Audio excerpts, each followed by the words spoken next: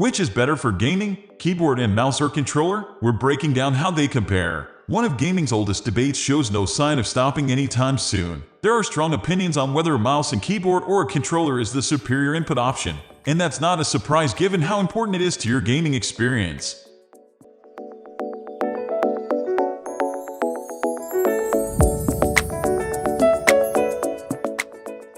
Keyboard warrior, given that you're watching this, you probably have some experience with keyboards. Let's start there. Keyboards have been the go-to for PC gaming for decades, and for good reason. The 104 keys on a full-size layout provide a huge selection of potential inputs, and mapping game functions across those readily accessible keys gives developers and players a huge amount of flexibility in how they want to control their experience. Keyboards also provide the option of using macros, which are a series of commands tied to a single input. Many modern keyboards have specifically dedicated macro keys, and this process of tying multiple commands to a single key press can have serious advantages in complex games, not to mention day-to-day convenience.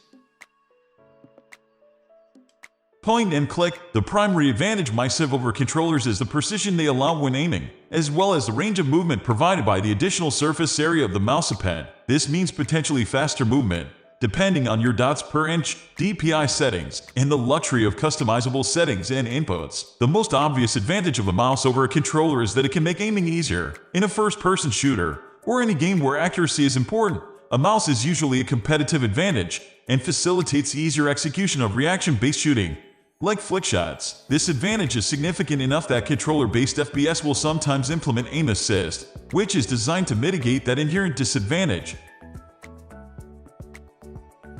Talking controllers, before we get into gaming alternatives to a keyboard and mouse, we should define what we mean by controller. A controller can mean anything from the simple directional inputs of the Magnavox Odyssey in the early 70s to modern flight sticks designed to emulate an airplane cockpit. When considering direct competition to the keyboard and mouse, though, many would probably think of console controllers like the DualShock 4 from Sony or the Xbox controller from Microsoft. These controllers consist of a set of face buttons, pressure-sensitive triggers, and dual joysticks used for movement in place of a mouse. Depending on the manufacturer, they'll also sport touchpads, directional pads, lighting, rumble effects, and more. There's significant variation even within this limited definition, with high-end options like the Xbox Elite that adds paddles underneath the controller for more efficient input, or Valve's PC-centric Steam controller.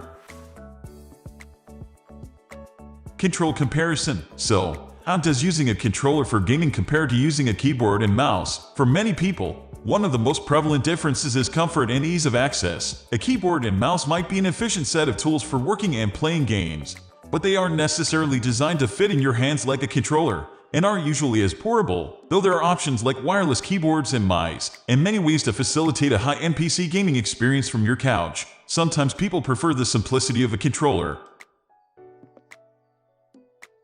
Evenly match. It may not be the most satisfying answer, but the truth is that there is no clear victor between keyboard and mouse vs. controller. It comes down to the genre of game you're playing, and, most importantly, personal preference. Either input method can be a great way to play, you just have to figure out which you prefer.